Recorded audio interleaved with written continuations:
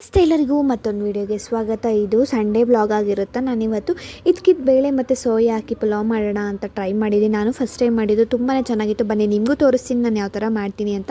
ಒಂದು ಕುಕ್ಕರ್ ಜಾರ್ಗೆ ಹಸಿಮೆಣ್ಸಿನ್ಕಾಯಿ, ಶುಂಠಿ, ಬೆಳ್ಳುಳ್ಳಿ, ಕೊಬ್ಬರಿ, ಇದ್ಕಿದ ಬೇಳೆ ಸ್ವಲ್ಪ ಮತ್ತು ಕೊತ್ತಂಬರಿ, ಪುದೀನ ಹಾಕ್ಕೊಂಡು ಮಿಕ್ಸಿ ಮಾಡ್ಕೊಂಡು ಸೈಡಲ್ಲಿ ಇಟ್ಕೊಂಡು, ಆಮೇಲೆ ಒಂದು ಕುಕ್ಕರ್ಗೆ ಎಣ್ಣೆ ತುಪ್ಪ ಹಾಕಿ ಅದಕ್ಕಾದಮೇಲೆ ಪಲಾವ್ ಸ್ಪೈಸಸ್ ಎಲ್ಲ ಹಾಕಿ ಅದು ಸ್ವಲ್ಪ ಕಾದ್ಮೇಲೆ ಈರುಳ್ಳಿ ಹಾಕಿ ಚೆನ್ನಾಗಿ ಫ್ರೈ ಮಾಡ್ಕೋಬೇಕು. ಈರುಳ್ಳಿ ಎಲ್ಲ ಚೆನ್ನಾಗಿ ಫ್ರೈ ಮಾಡಿದ್ಮೇಲೆ ಒಂದು ಟೊಮೆಟೊ ಕಟ್ ಮಾಡಿ ಹಾಕ್ಕೊಂಡು ಇದ್ಕಿದ ಬೇಳೆ ಹಾಕ್ಕೊಂಡು ಅದು ಹಸಿ ಸ್ಮೆಲ್ ಹೋಗೋ ತನಕ ಚೆನ್ನಾಗಿ ಉಪ್ಪು ಹಾಕ್ಕೊಂಡು ಚೆನ್ನಾಗಿ ಫ್ರೈ ಮಾಡಿಕೊಂಡು, ಯಾಕಂದರೆ ಬೇಗ ಬೇಯುತ್ತೆ ಅದಕ್ಕೋಸ್ಕರ.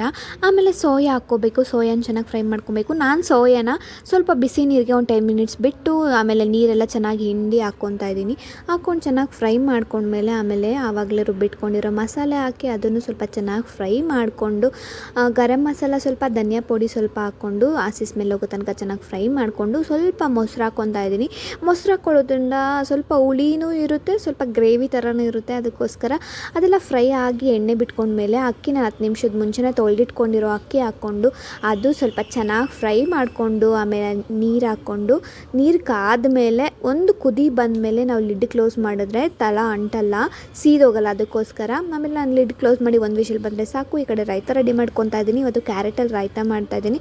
ಕ್ಯಾರೆಟಲ್ಲಿ ರೈತ ಮಾಡೋದು ತುಂಬ ಚೆನ್ನಾಗಿರುತ್ತೆ. ರೈತ ಮಾಡಿಟ್ಟು ಮಗುಗೆ ತಿನ್ನಿಸ್ಬಿಡೋಣ ಅಂತ ನಾನು ಸರಿ ಮಾಡಿ ತಿನ್ನಿಸ್ತಾ ಇದ್ದೀನಿ.